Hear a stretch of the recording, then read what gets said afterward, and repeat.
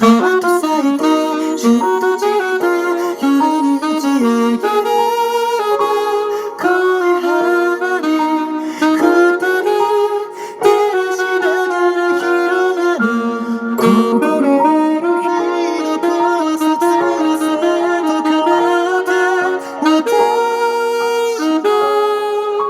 埋め尽くそうました。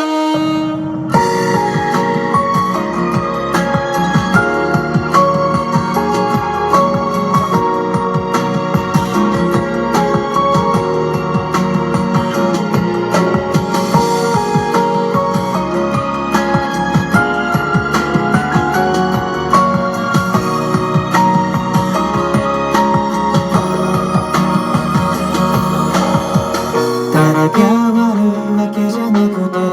それが夏のせいで洗った思い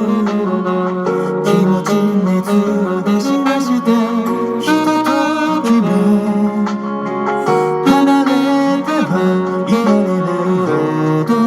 愛ただひたすら愛が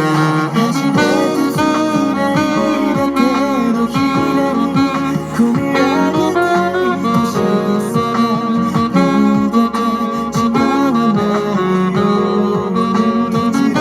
かともなく一方では見慣れたままで花火見上げてるんです。パッと咲いて空に咲いて夜の風に響く夏のそれが恋の花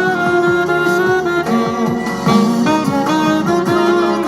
に見てる空に舞えば私の夢に咲いたわずか